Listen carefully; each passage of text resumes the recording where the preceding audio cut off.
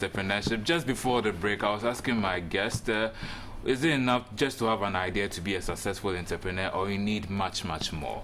But just before the answer, I want to ask them this very quick question. Are entrepreneurs born or made? They are made. They are made? Yes. That's your opinion? That's my opinion. Why do you say they are made? Well, they are... I wasn't born when I came out. I didn't know whether I'd be an entrepreneur or not. Okay. There are no qualities that shows that when you come out, when they give birth to you, there's an entrepreneur written on you. But there's some traits that actually identifies you as an entrepreneur. The traits, are you not born with those traits? Well, you have to discover it, and you have to desire for it. You have to tell yourself that you want to be, and then you have to discover those traits. Okay, what if I was born into a wealthy family? So if I need to go entrepreneurship... Circumstances also affect the environment, your lifestyle, and your choice also affects you to become an entrepreneur. What if I was born into it? Okay, let me help you with that.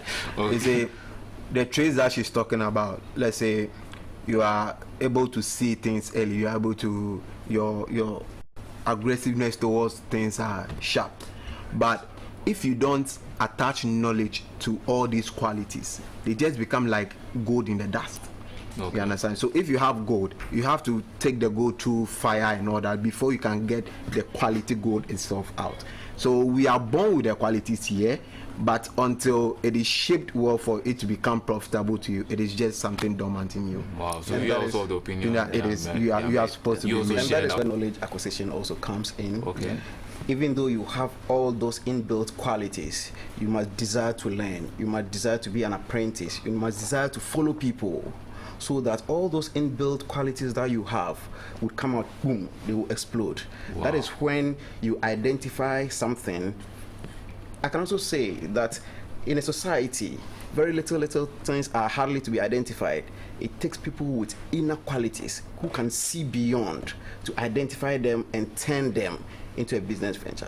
Therefore... But that inner quality, you are born with that inner quality. Yes, of course. The inner quality can be there, but then it needs to be fine-tuned. Okay.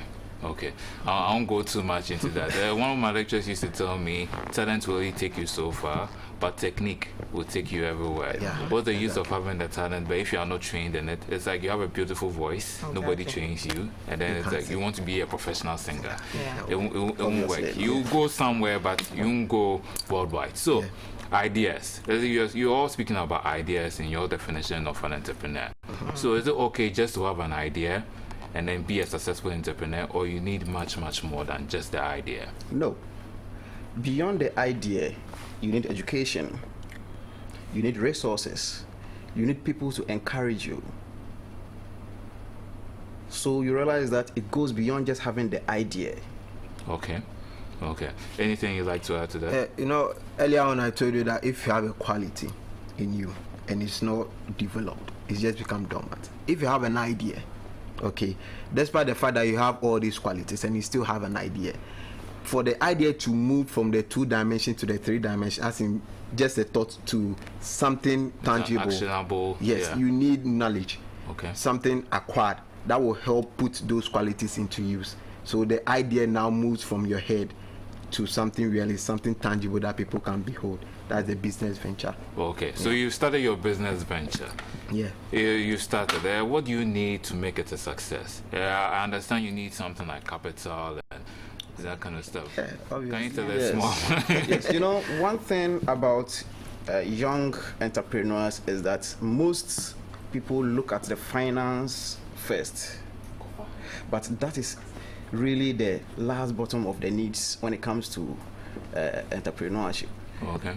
Because you need the idea, you need the people, you need the resources, you need to do research, and in all that, after you are done, then the finances also comes in. Okay.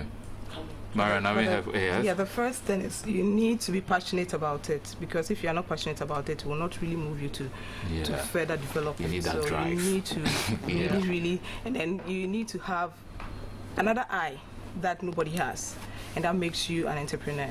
Because what opportunity you see in say 5 years to come, somebody might not really see it, but you can see an opportunity in this little idea, and then you start working on it. Okay, so you need to really have that intelligence, that smartness to really know that this idea is big.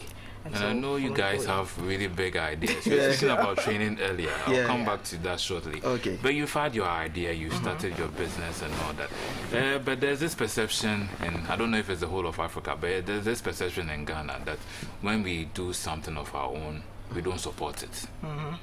Is that true? You tell your parents, I want to start a business. You tell your friends, I want to start something. Come and support me. Is it true we don't support our own in this country? It is, because when nobody understands your vision. You have seen it, far ahead. Nobody will understand it, but they will understand when they start seeing it materializing. But in the initial stage, you have to really do a lot.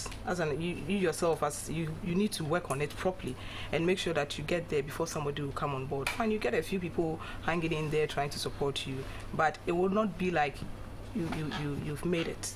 As soon as you hit a target, then they're like, "Oh, you can see an opportunity in this one, so let's all go." But why is it like that? When it's like you have finally succeeded, it's like everybody is like, "Oh, I know this guy. Let me just go and be a shareholder."